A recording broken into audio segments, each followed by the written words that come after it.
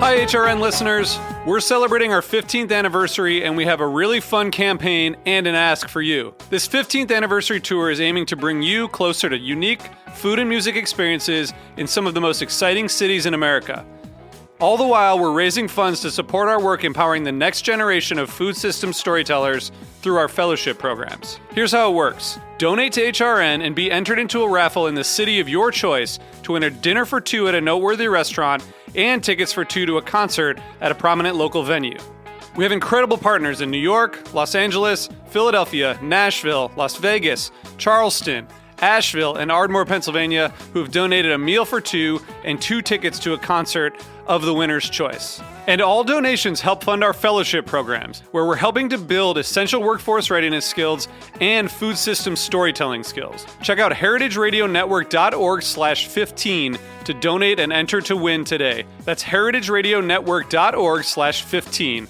Thank you. So I think for me, the biggest challenge that I've always faced is doing it by myself. Okay.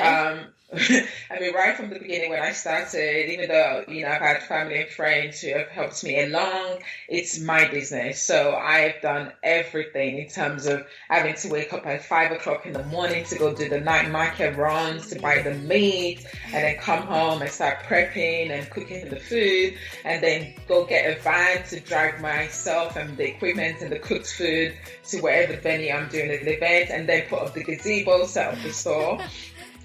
So, I mean, like I said, all I wanted to do was eat street food. I didn't want to do all of that. The other stuff, so, yeah. So that's always been a challenge. Hey everyone, you're listening to Item 13, a bi-weekly podcast covering everything African food, and I'm your host, Yom Tego. Every other week, we'll delve into the world of African food, chefs, curators, and bloggers. I hope you enjoy it.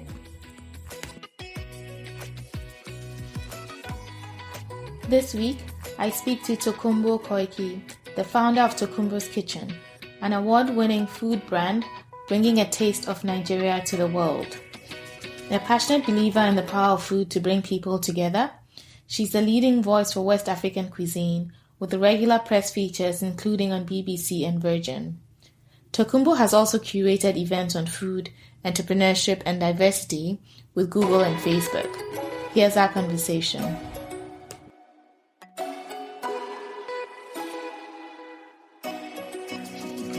So, welcome to Item 13, Tokunbo. It's a pleasure to have you on. Hi, thank you for having me. I'm absolutely delighted to be on Item 13. Thank you. So, let's start with Tokunbo. Who is Tokunbo? Tell us a little bit about yourself, where you grew up, sort of how you ended up in London, where you are right now. Okay, so the name Tokunbo actually means somebody or something that came from the abroad, from over really? the seas. Yes. Okay. Yes, because I was born right here in London, in Camden, North London. But my mom took me to Nigeria as a baby. So I lived in Nigeria for the first 9 years of my life before I then came back to London. Where I finished my secondary school, then went to university, started working, and then in 2010, I had this bright idea that I was going to move back home to Nigeria and go and be a consultant, and went back home and realized I was more British than I'd given myself realized. So after spending about 18 months in Nigeria, came back to London. So. That's so interesting, though, that this idea of, I guess, I don't know what they call us anymore, third culture kids, I guess, where you sort of identify with so many different heritages, if you will, where you go home and you don't feel like you're from there, but you also sort of don't quite fit in. And then back where, whether it's the UK, US, wherever, you fit in a little bit, but not quite as much, so it's an interesting place to be, I guess, as you try to think about the different parts of what makes you who you are, right? So you are definitely British, you are definitely Nigerian. We're trying to figure out what exactly identity is. It's a little bit can be a little bit interesting sometimes. So, where and sort of how did you learn to cook? Like, who taught you to cook, and how did you sort of land in the food space? So I feel like I'm an accidental chef because I was literally forced into the kitchen, and I remember that experience because I was about 12. Okay. And I always remember that age because I remember my mom telling me that she started cooking for her family when she was 8 years old. So I was already 4 years behind. So, so yeah, it was literally a traumatic experience at that time, being forced into the kitchen to cook with the expectation I was going to be cooking for a family one day. At the time when I was living in London with my mom, even though I did have older siblings, it was just me and my mom for a very long time. So most of the time, my mom was working very long hours, so I was often left by myself to get up to my own devices, and I would have to cook for myself. But then I was quite a fussy eater. I didn't eat everything, so I only learned to cook the things that I really enjoyed. But I would learn to cook it to the point of perfection. And then my mom would anytime we had family or visitors over, I would have to go into the kitchen to make this spectacular dish for somebody because my mom would be literally bragging about it. Nice. So I you did start, pretty early on. And then Yes. I read somewhere that Tokunbo's Kitchen actually started as T's Food Corner, right? Like a street food store in 2015. Yes, it did. Because initially, when I finally got to the stage where I decided to take action on the idea that had been in my head for a couple of years, I wanted to do a street food. I wanted to eat suya, and I wanted to eat, boli, which is roasted plantain. I wanted to eat the street food that I grew up eating in Nigeria. So I started T's Food Corner. And after doing a couple of, the first event that I did, I only had street food. And then I did, which was at the Africa Utopia Festival at South Bank Centre here in London. And that was an incredible experience. And then shortly after that, I started doing another market in Brick Lane, which is in the east part of London. And all these people, including white people, kept coming to my store, and they were like, "Where's the jollof rice?" I was like, "Oh, okay." So the following week, guess who was cooking jollof rice on the store?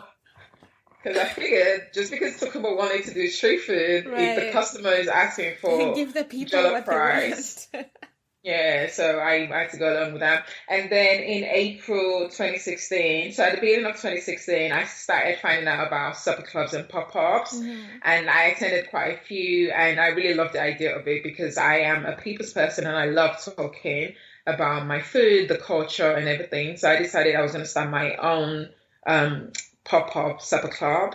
And speaking to a friend, was telling me, because at the time, T's Food Corner, I came up with that name because I had a previous business, a fashion business, which was called T's Bag and Corner. Okay. Yes, because in my head, I wanted to, and I'm still working towards it, I have this world domination plan in which T's Corner is going to be everywhere, and then from T's Corner, you're going to have these little offshore businesses. But when I launched with T's Corner, but at the time when I then wanted to find social media handles, some of T's Corner was already taken on some platform, so I didn't have T's Corner uniform across. So when I was thinking about the supper club, I was speaking to a friend who does marketing, and he kind of suggested that I maybe rethink having a separate name for the pop-ups. And I thought about it, and I thought, you know what, Tokunbo's Kitchen is great because it's basically me telling everyone, this is what I'm doing, come to my kitchen, come and eat with me. And the first supper club that I did was called Food is Ready, Oya Come Chop. Oh, nice. Because in Nigeria, when it's time to eat, we say Oya Come Chop. And then also it's like on the streets, and I'm sure similar in Ghana and most West African countries where you have like Food is Ready sign. So I just thought, let me bring that together. Right. So that's how Tokunbo's Kitchen emerged. And then eventually I got to the stage where I thought there's no point having two business names when I'm effectively doing everything now under the same umbrella. So I decided to go ahead with Tokunbo's Kitchen. Okay.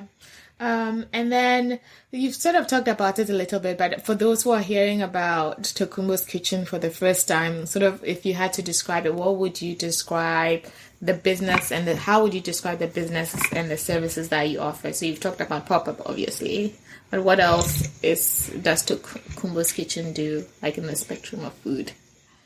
So, in one sentence, Tokunbo's Kitchen essentially is a pop-up food service that's bringing you a taste of Nigeria. So, introducing Nigerian food to a more global audience. And we do that through a combination of pop-up dining experiences. So I do Supper Club, which is like a pop-up restaurant. I also do a West African brunch. And I do curated events that takes not just about food, but what it means to be an entrepreneur and what it means to be running a food business. I also do street food festivals, as well as private catering. So I've done individual catering, and I've also done corporate catering for organizations like Facebook, Virgin, Startup. And recently I was invited to host the first Nigerian cooking class at the Google's London. Right. Yes, I did see that. Yeah. Right. What was that experience like, actually? It was amazing. It was actually a dream that I hadn't envisioned come true. And I remember when I got the email, I was so excited. I tweeted it, and the first thing I was thinking is, oh my God, what am I going to wear? It's Google. And it's like, not what are you going to cook? No, because, food is my second passion. Yeah, so actually, speaking of that first Nigerian cooking class, if we take a step back and think about someone that's listening that is not as familiar with Nigerian food, like how would you describe Nigerian food to like someone that's new to the cuisine? And then what would you recommend for like a first timer? What sort of meals do you think define the Nigerian dining experience, if you will? So I always tell people that Nigerian food is a variety of, we eat a lot of rice and linguines, and we eat a lot of vegetable stews. We also eat a lot of cassava root-based vegetables. So we eat yam, cassava. Most people tend to know jollof rice, or at least I've heard of jollof rice. But again, I'm always trying to educate people that Nigerian food is a lot more than jollof rice. Our food is very flavorful and it's very vibrant and awesome. We use a lot of full of umami, very aromatic, very spicy, depending on the region of Nigeria that you're from. So very complex tasting dishes with combinations of crayfish and meat-based in the stew.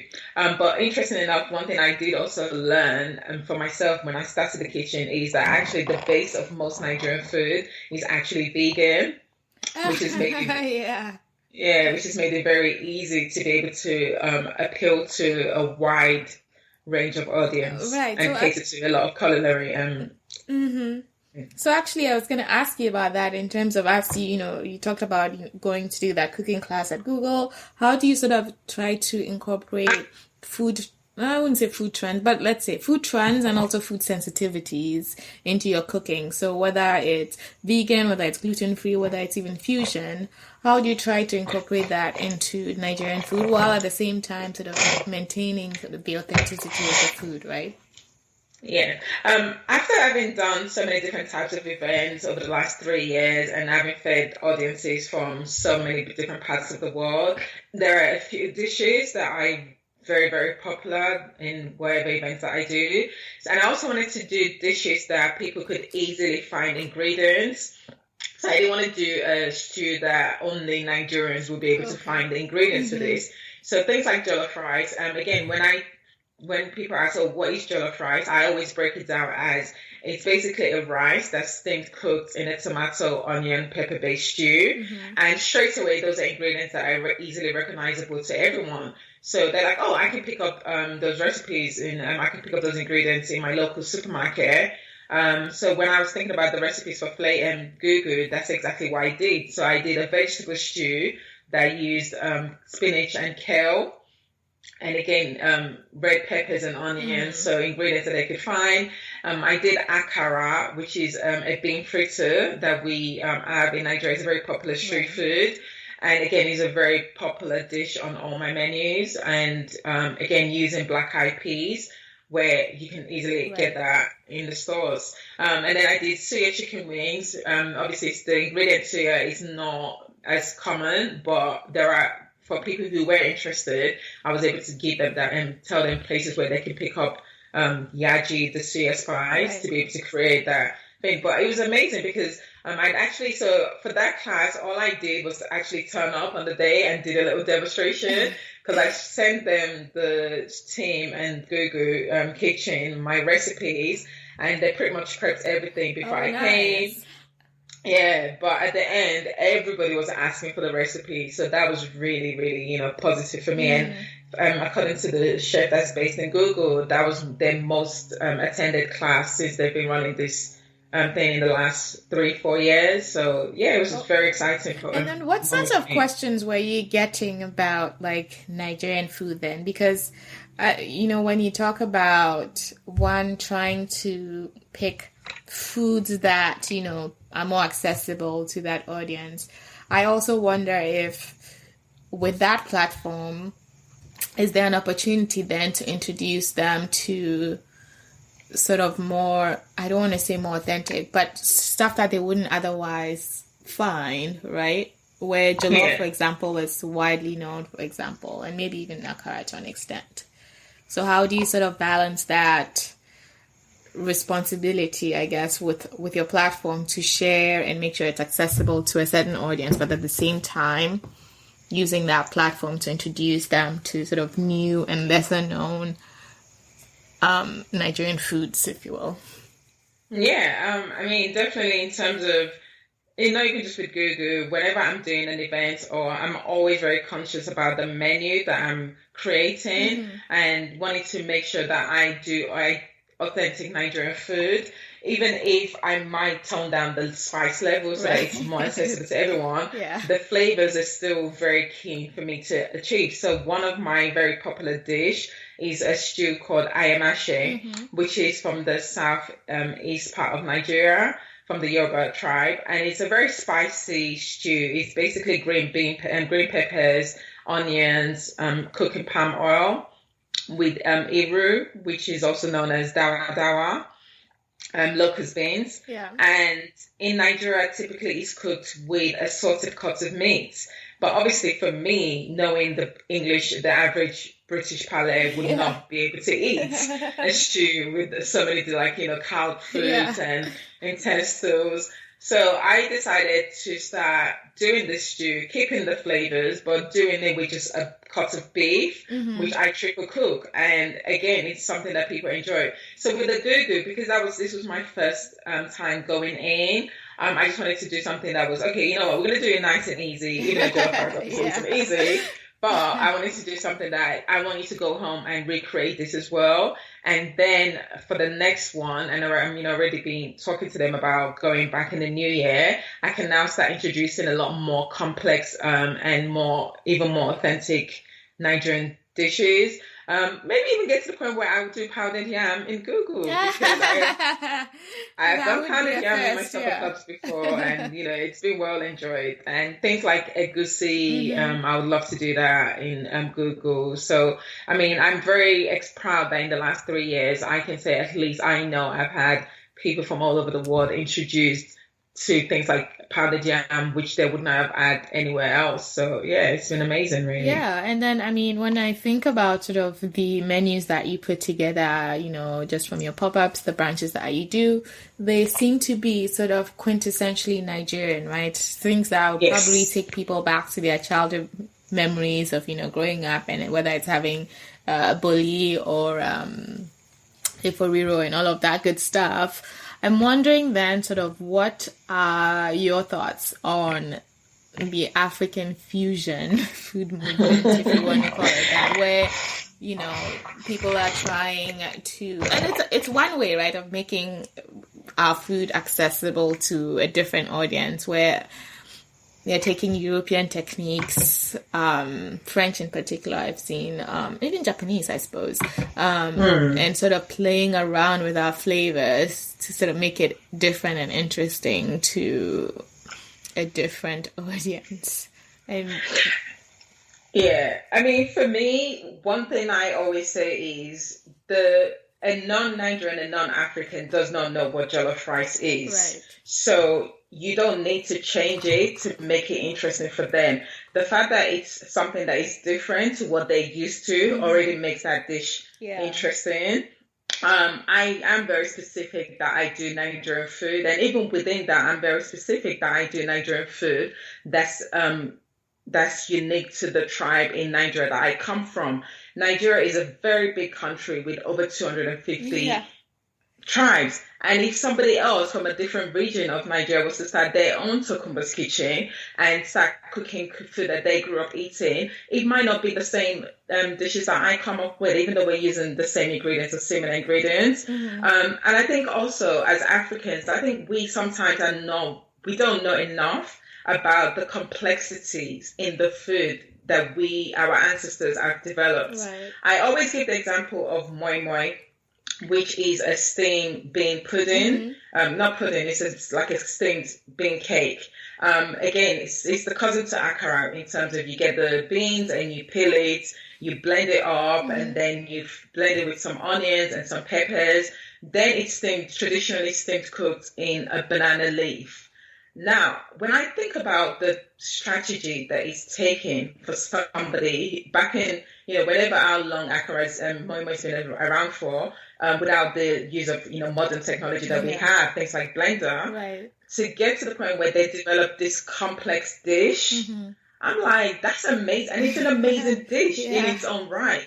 It's very interesting. It's vegan. It ticks all the boxes. Right. It's very nutritious. So to me, I wouldn't change moi moi to serve it to somebody who doesn't know what moi moi is, because that in itself is an interesting experience for them. But I do understand and I do appreciate that there is a space for everybody to do what they feel is best for them in terms of how they love Nigerian food and how they want to present it to the world.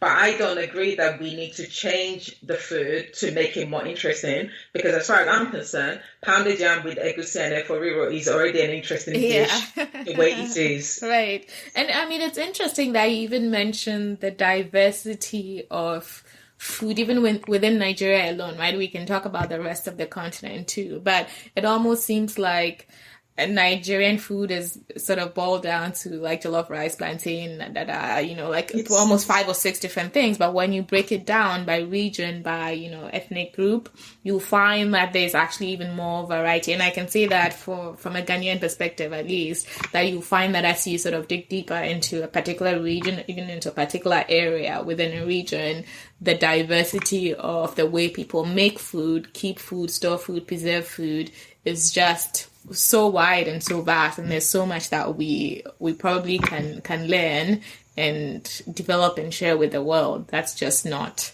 your standard jollof and dodo, etc. Exactly, and this is why, I'm even getting to the stage now where I'm a bit tired of jollof rice. I'm really tired. I mean, I did a brunch just yesterday, Sunday, and I wanted to do more than jollof rice. So I did, rice with eforiro. I did beans and plantain potage, because like you said. And also for me, growing up in Nigeria, having lived in Nigeria and having had experiences living in Lagos, which is such a vibrant city, I remember eating kenkey in Lagos. Oh, really? Yes. Until today, kenkey is one of my favorite Ghanaian dishes. But whilst I ate kenkey, there are outside food from the northern part of Nigeria, which is completely different to the food that we cook in the south of Nigeria. So to me, and this is why I'm always like, I do Nigerian food. There's no such thing as African food. It doesn't exist. We don't talk about European food. So why do we now limit 52 countries into this one thing? And for example, plantain does not exist in South Africa. They don't eat plantain in South Africa. So is plantain an African food? When the very first event that I did at South Bank, when I did Boli, the roasted plantain, I had all these Latin Americans coming to me and asking me about, and like, oh, where's the cheese? Because they do plantain the same way. The only difference is they do it with cheese. So one thing I've learned is our food in West Africa. I mean, I talk about West African food because there is a lot of similarities and a lot of ingredients is quite the same across West Africa. So I would say West African cuisine or West African food, but that is more similar to food in Latin America than it is to neighboring countries in East Africa. Yeah, I would agree. Because I remember when I lived, and I think I've shared the story before, when I lived in South Africa, and just, I remember, because I don't even know where I moved from before, but I was excited to move to an African country because I could finally have easy access to plantain, and I was just shocked by the fact that it's like, and people, rude awakening. It's just rude awakening, right? Because I could not find plantain like easily, and then when you ask people, they're like, what is plantain? Yes. I was just blown away by it, and that's exactly to your point, that just the difference and diversity in our foods makes it difficult to just put it under one umbrella of African food. So I think this is a good time to take a short break, and then when we come back, we'll sort of dive into the topic of running that catering pop-up business in London and the challenges of doing that from your perspective, and then we'll wrap up with the rapid fire question segment. So we'll take a break here and we'll be right back.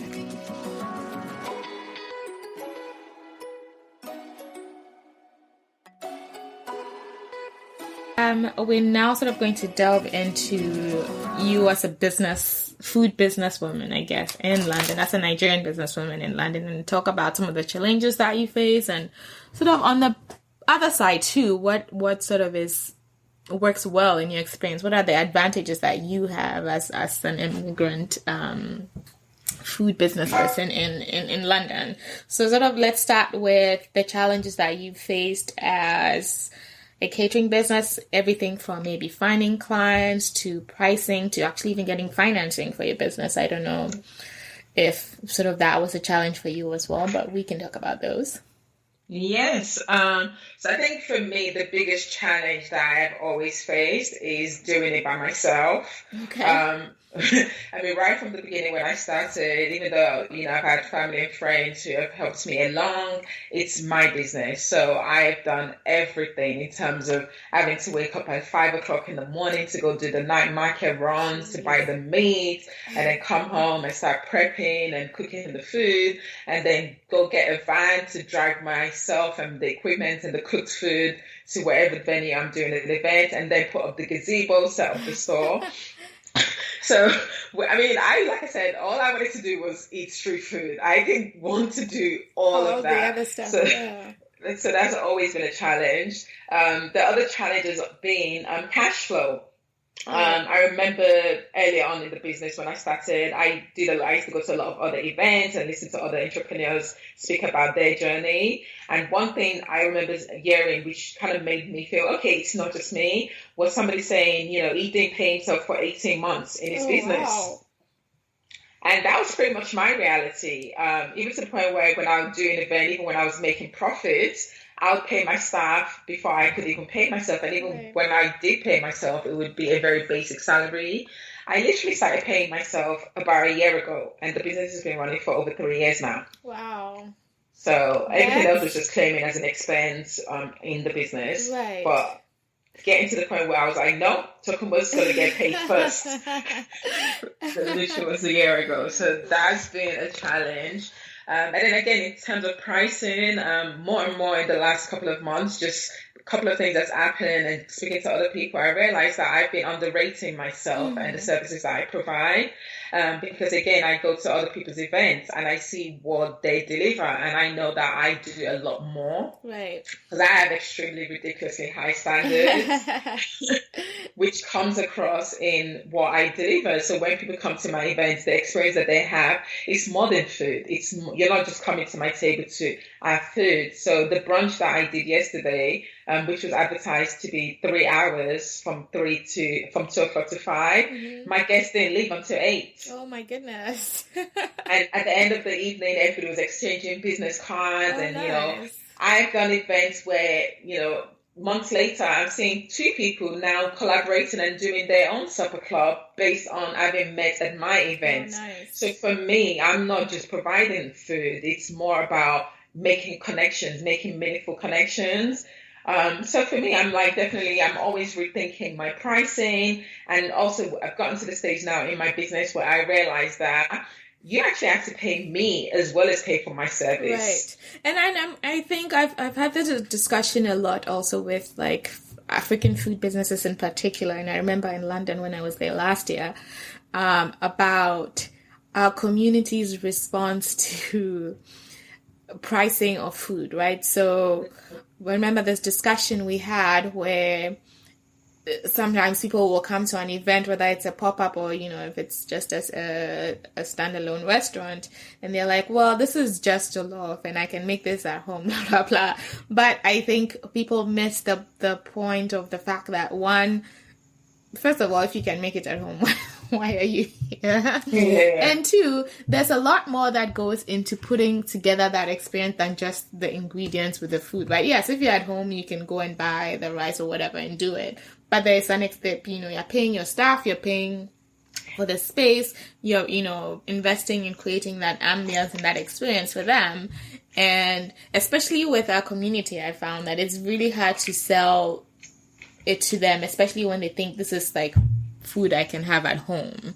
So how do you tackle that, especially as you are also doing like truly home cooked, authentic, like when I've had your food and it feels like, oh, I'm at home, sort of, you know what I mean? Yeah, thank you. Yeah. I think for me, I've been from early on, I was very strategic in terms of who I was marketing the business to. Mm-hmm. And I was very clear that I wasn't marketing just to the Nigerian African community. Right. So I remember last year I was doing a pop-up street food, and in the area where it is, there's a lot of Nigerians that work in that area. And every day they would come and buy my jollof rice, and every day it would be like, this jollof rice is not spicy enough. And I'd be like, sorry, auntie, you're not my target audience. But obviously you're buying because you don't have time to cook jollof rice at home. So if you want spicy jollof rice, cook spicy jollof rice at home. And I think I've been very blessed that I've been supported by the community. So right from the get-go, I think for me, I remember the first event that I did, people seeing suya in South Bank in the heart of London. Yeah. That was such an amazing experience for them. It was like, oh my God, I haven't had suya in so many years. Right. I haven't had suya since I was a child. So I've been supported by the community, but I've also had times when people are like, oh, you're expensive. And I'm like, well, no, I'm not. And then when I've given them an equivalent of, well, when you go to a Turkish restaurant and you're spending £10 on a kebab, this is what you're getting, and in comparison to what I'm providing. Right. So yeah, in terms of, I know that it's definitely, there has been times when I've heard people say certain things that I just like, sometimes I've also learned to just bite my tongue and just be like, you know what? You're just not worth the energy and effort that it would take to educate you. And I just, keep it moving, and I focus my energy on the people who see the value in what I'm providing. Mm-hmm. And I've been blessed that I've had repeat customers because they see, I did a residency at an hotel in London, and we were there for 6 months. Initially, we were meant to be there for 3 months. But after the first month, just based on the service that we were providing, the manager agreed for us to extend to 6 months. That's amazing. We were there 5 days, 6 days a week sometimes, and we were serving lunch and dinner. And I had guests who came back every day. I had some guests who came back once a week because they wanted to eat that food. And this was people from all over the world, so not just the African people. In fact, at that particular restaurant venue, most of my clients, most of the guests that were coming to the kitchen were not even Nigerian or African. So... Yeah, and I was actually going to ask you this as you were talking about that. So it's one thing, right, to grow up, and I think most, I should speak for West African, Ghanaian, Nigerian specifically, actually, most of us grow up where we're sort of forced or pushed into the kitchen by our moms, whether we like it or not. And so you end up learning pretty early on how to cook for yourself and then also for your immediate family. But how do you go from that to sort of cooking for large groups of people, right? Because that's a different skill set, and even learning how to time, especially when you're at a residency, how to time the plating and orders that are coming in and all of that. So how did you learn that, and how do you sort of yeah, how did you get that? Because I think it's a different skill set, right? For me, I ask questions. So I remember the very first event that I did where I had to do it was 250 Oh people, my God. and and this was like less than a year into the business. I'd only cooked for 30 people the most. So Yeah. now all of a sudden I was being asked to cook jollof rice for 250 people. So I called up somebody that I connected with on social media Mm-hmm. who I knew had been doing catering for a much longer time than Okay. me. And I asked her, and I was like, look, how many bags of rice do I need to buy? How many boxes of Mm-hmm. peppers?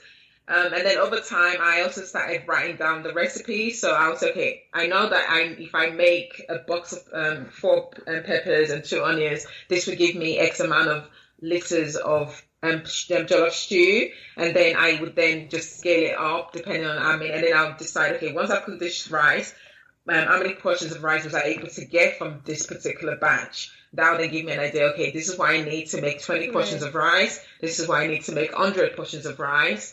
But the very first time I felt like a real chef was last summer. Okay. I did a residency at a wine bar in Southwest London. Okay. And I remember the first, I obviously went in, negotiated with them, talked about the menu, and, decided what I was going to get. And then at the beginning of service, the manager would be like, Chef, how many portions do you have? And I'll be like, oh, I don't actually know. Let me go count. So I'll literally count how many portions of jollof rice Oh, in the interesting. plate.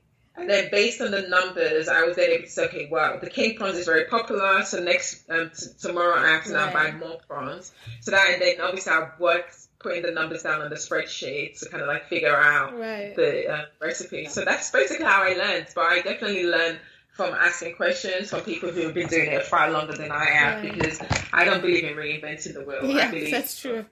you copy, Yeah. adapt, and paste. That's a good motto to have, actually. Copy, Oh, adapt, paste. yeah. I tell, even when I started my supper clubs, I called all my competitors, and everyone except one agreed to meet with me. Oh, I called them nice. and I was like, I am about to start doing what you're doing, and I want to talk to you to find out how you're doing what you're doing so that I can do it just as well Yeah. or even better. Oh, and one person said no? Yes. Okay. Obviously, we won't mention who does that. Yeah, no, that's fine. And so you sort of have all this success. You've been doing it for 3 years. You've had all of this success, and then I know specifically, I don't know if it was this year or late last year, when you posted this on social media, so it was public, where you sort of made the announcement that you were done with Tokunbo's kitchen. It was becoming a little bit too much. So could you share what was going on at that time? And obviously you've come back, and so sort of what made you decide to come back after whatever that experience was? Yes, so as I mentioned, I'm an accidental chef in terms of I was forced into the kitchen. I thought every African child was forced, girl child was had the Yeah. same experience. And it was only when I got older and started going to other people's houses and they were like, oh, I can cook. And then I'm like, there's cooking and then there's this. And I don't understood. So for me to learn that actually I'm really quite good at cooking, Mhm. but food itself is not my first love. It's not my passion. Even now, I tell people this all the time, and sometimes people are like shocked, but I'm not a foodie. Interesting. I'm not a chef that goes dreaming about recipes and what to Right. cook. Like I said, when Google approached me about doing the cooking class, the first thing I thought was, what am I going to wear, not what am I going to cook. Right. Yeah. But one thing I really do love is the way food brings people together and it brings communities together and it bridges, cultural and generational gap. So actually it was in August that what happened was I had a really busy year. Obviously the residency at the Green Rooms was for 6 months from January to June. Mhm. And then within that, I was also doing other things. I was doing catering, I was doing events. And then over the summer, I had back-to-back festivals. And for some reason, the first weekend of the first festival that I had, which was at the end of July, the lifts in my property broke down. And at first I was like, oh, they'll be fixed in 2 days. No, it wasn't fixed for another month. Oh my And that whole month meant everything that I was doing, there was a lot of strain on me because I was now having to carry things up and down the stairs, oftentimes by myself. So it was becoming very physically exhausting for me. Yeah. And, even though the first couple of festivals I did were very great success, the last one in particular didn't work out as well as I thought it would. And it just left me really drained because I was like, oh my God, I just had this amazing year. I won an award. I did all these great things, but now I'm broke. Like I couldn't even afford to go on the summer holiday that I planned to do. And I kept thinking about how it was when I had a job because I was a social worker before. And I was thinking, I didn't work nearly as hard as I am in this business. And I was making really good money. So I remember just coming home and I thought, okay, I'd been actually thinking about it for a few weeks and I mentioned it to a friend, but he didn't think I was quite serious. And, again, I've always said, food is something I accidentally fell into. Mm-hmm. And even starting this business, this was not the business that I intended to do. As I said before, I had my fashion brand before. So I started thinking about, okay, do I really want to carry on with this? It's going to be almost 3 years. So in August, I decided I was going to take a month off to just really give myself time to think about how the business was going and which part of the business I enjoyed more and where I needed to take a step back. And so that's what I did. So the all of August, I did not work at all. I took the time off. I, reconnected with myself, spent time with friends and family. And in doing so, it made me remember why I enjoy about doing the food, which is bringing people together. And that's why I decided to start doing my supper clubs and the brunches at home, because I love the intimate settings. I don't mind if you guys are here to 10 o'clock. I've had an event where people were here to 12 o'clock, at night. And to me, I love that because I'm home. I don't have to, I kick you guys out eventually and then I go to bed. But if I'm in a restaurant to 12 o'clock, then I'm exhausted and I have to drive 1 hour to get back home and go clean up. Okay. So yeah, it was just feeling really tired, and taking that time out and having that clarity really helps. And then shortly after, I got a couple of jobs that basically paid me premium rates to provide them the same service that I was killing myself to do. And I was like, okay, there is a better way of doing what I'm doing, I love, without killing myself in the process. So. Right, no, and I thought at the time, like when I saw that, because you shared that on social media, I don't remember if it was Twitter or Instagram, and I remember thinking like how authentic that was and how that's not, a lot of people don't do that, right? So you only sort of see all the highlight reel, if you will, the highlight reel of their story. And I think it's good to be able to see this other aspect of it, like what can be challenging about it. And the fact that you took a step back, took care of yourself and sort of had the chance to reevaluate and then come back. I think it's a good part of the story, but it's also good to share, right? And it's not just everyday high five, yeah. thing, I mean, I especially on my Twitter, because Twitter is an addiction for me. So I tweet everything. So when I remember last year, it was, I think, about last year, March. Again, I had a really terrible period. I was in a really bad place financially, and even, the business was struggling at the time. And I just came home one day and I tweeted, I'm so tired. I don't know if I can carry on doing this. Turned my phone off, went to bed, woke up the next morning, and I had tons of messages, people responding to the tweet, people sending me DMs, people that I didn't even interact with, that I did not have a relationship with, who were like, oh my God, we've been seeing what you're doing. You have to carry on. We're like rooting for you. And that was like, wow. Oh my gosh. So I've done threads on, oh my God, this, the day I did an event and I was running late and then the jollof rice spilled on the floor. Because I really believe in, me sharing my story is me, like it's also therapy for me. Because, if I can go home and I can tweet about the bad day that I had, or I can tweet about, the great things. So even with the Google, when I tweet that, having people like, oh, that's amazing. Last year, I've been tweeting for the last 3 years that I want to feed John Boyega. So every time I have news, people are now expecting me to like, oh, is she not coming to tell us? So it's like, there's now this awareness as well. And also, people who have been following the Tokunbo's Kitchen journey for the last 3 years, seeing what I've been able to accomplish and seeing how hard I am working at the business. And like I said, doing it by myself, it really makes it, when I won an award in the summer and it was a public vote. Oh, nice. And in my heart, even before it was announced, I knew that I was going to win because I know that my brand has connected with so many people because I've been authentic in sharing all my journey. So not just that not just that I've been invited to Google. This is what happened the month before I got invited to Google. So yeah.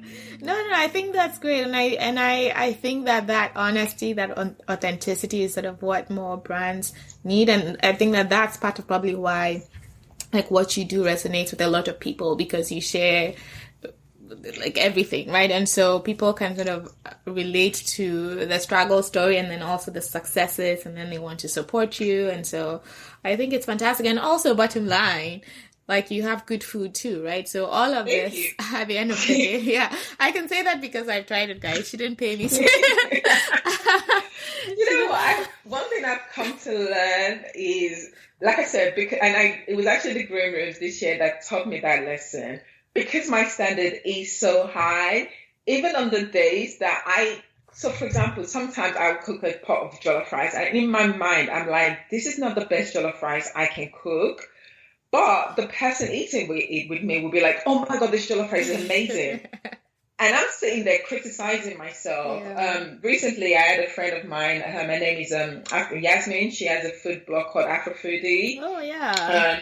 Yeah, she's from Ivory Coast. She's in London. Mm-hmm. And again, she came to lunch at mine, and I made some food. And I was sitting there like, oh, this food is not even good enough. And she's like, what are you talking about? This food is great. So I've become so, like, I've learned to like not be so hard on myself just because I've come to realize that. And then again, like I said, I've gone to other people's events and I'm like, oh, okay. So yeah, Tokunbo, your food is, your food, like when it comes to food, I don't worry. My concern is always about the other things. How do I create an ambience? How do I make sure that, the guest that's, shouting at the other end of the table isn't inconveniencing other people at this end of the table. So it's, for me, those are the things that I'm thinking about. How can I over deliver? How can I exceed your expectations? So rather than I just wanted you to come and have this great food, no, I want you to go away with the wow factor. And that's why for me, I'm thankful for that feedback. I mean, it's always great. One thing I'm very lucky is I've had people who have come to my kitchen because they've been recommended by other people.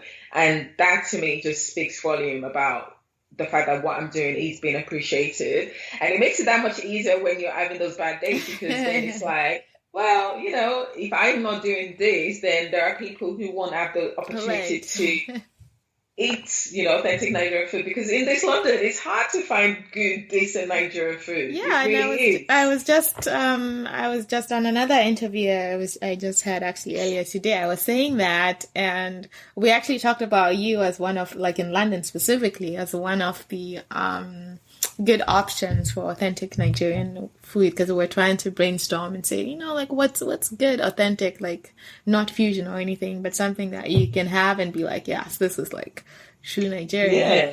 And your name came up there too, so that's good. Yeah, I remember somebody saying to me, because there was a time when I asked a couple of people who had been to my event, and I was like, okay, how would you describe Tokunbo's kitchen in one word or one sentence?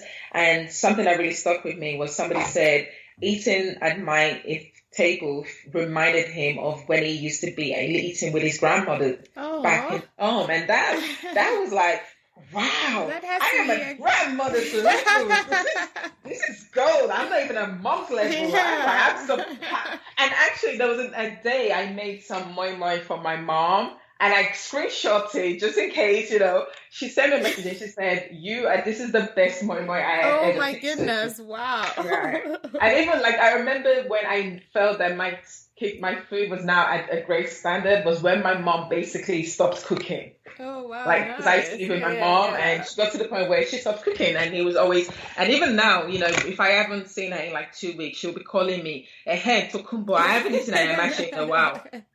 So it's like, but I mean, getting those, I love it, like getting those approvals and getting people who have come to my kitchen, who come back to the kitchen and then tell other people. It just makes it easier for me to be like, okay, I can carry on keep doing this as long as I can. Right. but knowing that, people are eating and feeling, because my thing is always, I want to take you back to Lagos. Right now, I physically can't go to Lagos. So the only way I can do that is to invite you to come and have brunch with me, where we eat in suya and all the great things that you would be eating in Lagos, just without the sunshine. Just without the sunshine, right. So then, I was going to ask you what's next for Tokunbo in 2019 then. So it sounds like, one, you're going to be doing a lot more of intimate, I guess, meals at your place versus restaurant spaces. Is that right? I think just because I'm now at the stage where I'm again thinking about personally what I want for myself. So I'm going back into exploring relaunching my fashion brand business. So I'm currently working on that, but I'm also writing a book about some of my experiences running the business and other life experiences that I've had. Fantastic. So 2019 is basically my next level year. I really am. I'm at the stage now where I feel like, okay, I've taken Tokunbo's Kitchen to a really great point, and I haven't done that by myself. But now I'm like, okay, what is the next level and how can I get there? So now I'm like, okay, let me find people who are better than me at doing that and get them to work with me to brand Tokunbo's Kitchen in such a way that, I want to be seen as the UK leading expert on Nigerian West African cuisine. So essentially that's awesome. Like I said, world domination is always been my goal. We're not stopping now. And then what about, because I know that a lot more people are also looking into product development, recipe development. So do you think you'll come up with either a line or some sort of line of food products or anything like that? I am definitely working on it. I do a sauce called atadindin, which is basically fried pepper sauce. Okay. And I've been doing it since I started the business, and almost everywhere I do it, people are always like, oh my God, this is amazing. I did a pop-up a couple months ago, and the lady emailed me the next day, and she was like, where can I buy this? So I've been saying I'm going to bottle it, but I've been quite lazy about doing that. But now I'm actually like, okay, no, we're going to get that done. So that's something that I'm working on to hopefully set up for testing before the end of this year and start producing it on a small scale in the beginning of next year. Oh, wow. That's a lot going on for you next year then. You've seen the book, maybe fashion, the sauce line, all of that good stuff. That's awesome. Yes. I think, like I said, for me, I feel grateful of where I am and what I've been able to accomplish. And even just that opportunity to be able to go to Google and have the chef be like, okay, we can definitely invite you back. Like, okay, great. What can I now do with that? And how can I bring other people in? Because I am very much about community. So for me, one thing I've tried to do, even with my competitors, is like, how can we work together and support each other? Because ultimately the market is big enough for every one of us. Right. So whether you're doing fusion and I'm doing authentic, we can both all win. So it's really about carrying other people. Yeah, that's a good perspective to have, right? There's a lot of room for us all to sort of flourish in the space. And so there's no reason to cut off people or, just to... Absolutely not. I mean, the last festival that I did in the summer, the lady next to me was selling Ghanaian food, jollof rice. I was selling my Nigerian jollof rice. Some people came. Should we not go there and do this Nigerian jollof rice? Some people came specifically to eat Nigerian jollof rice. Some people didn't care whose jollof rice they were eating. But at the end of the night, we both sold out. Yeah, that's good. So I always tell people that, it doesn't matter. Even now, I'm mentoring a young lady who's also a chef and, helping her develop her food brand, because if anybody wants to learn about running a food business, please send me a message. I am happy to teach you everything that I've known, because I want there to be more options. I don't want Tokunbo's Kitchen to be the only place you can get authentic Nigerian food in London. Great. So then where can people find you online, social media, etc.? So all my social media handle is at Tokunbo's Kitchen. So I'm on Facebook, Instagram, Twitter and LinkedIn. And also my website is tokunboskitchen.com. Okay, great. So now it's time to transition to the rapid fire segment where I just ask you a question And then you just let me know off the top of your head, like what sort of the first answer is that comes to you. So, ready? Yes. Okay. Let's start with coffee or tea. Oh, neither. Really?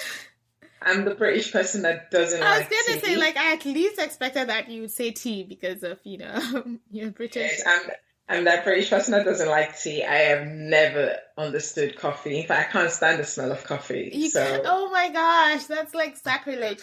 I love the smell of coffee. Sorry, not sorry. Okay, very interesting. So what's your go-to like hot beverage, I suppose? It would be a hot chocolate. Okay. Interesting. Okay. Dine in or take out? Take out. Okay. Morning or night person? Night person, definitely. And then Instagram or Twitter? Twitter.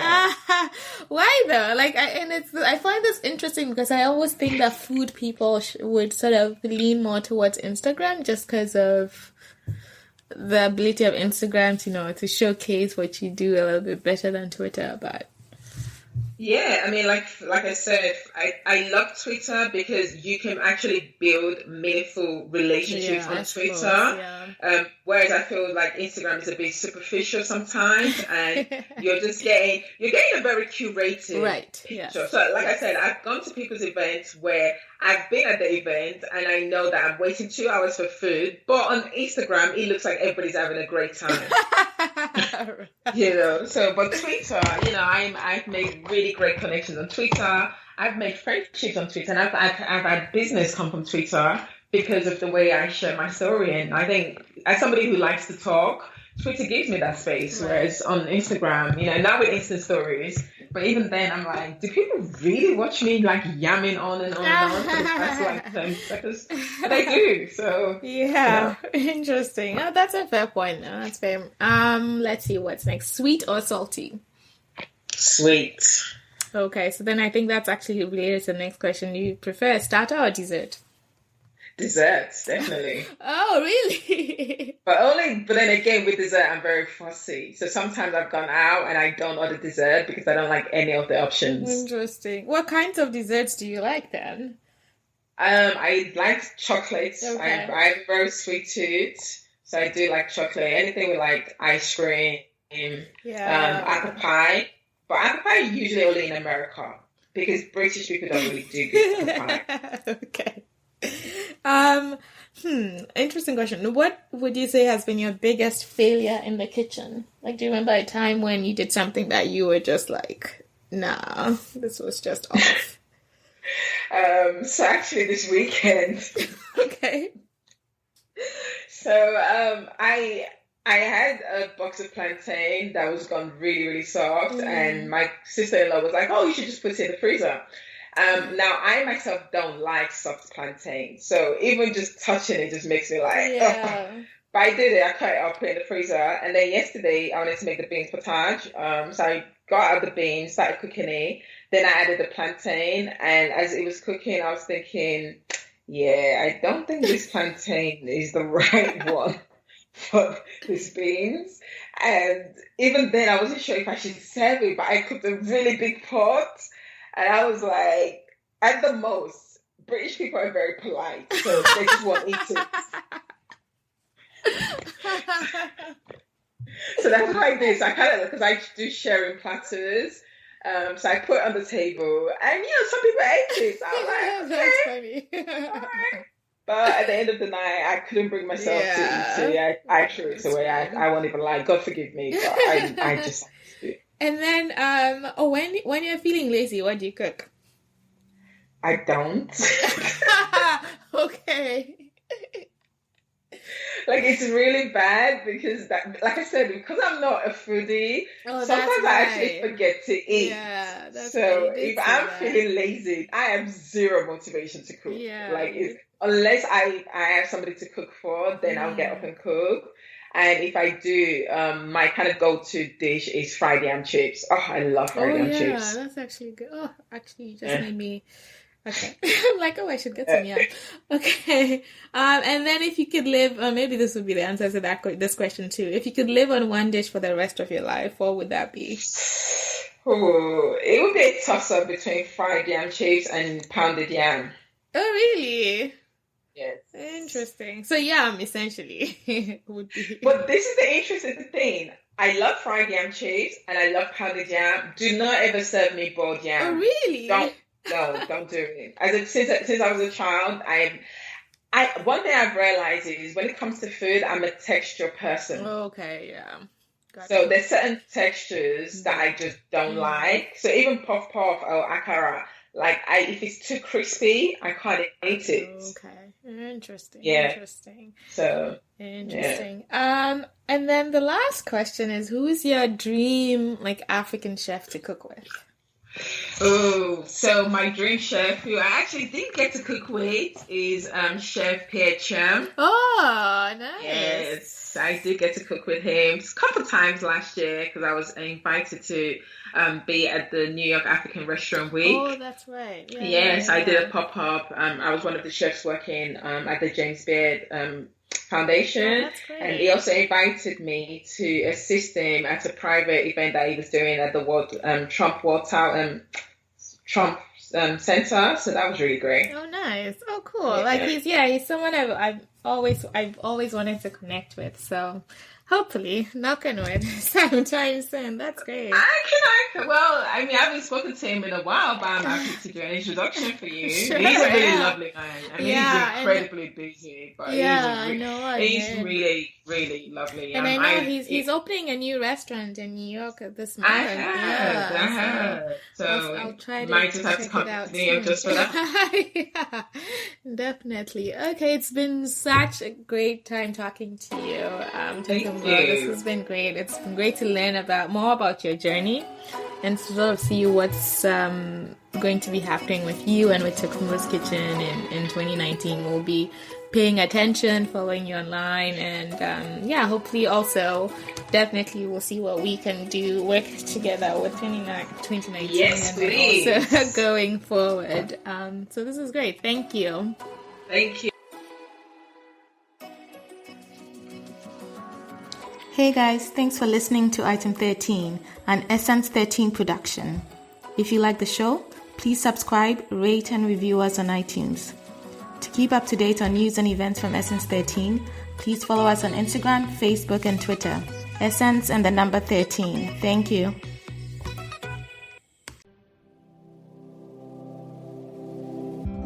Hey there, I'm Lee Ullman here with some big news from the National Young Farmers Coalition.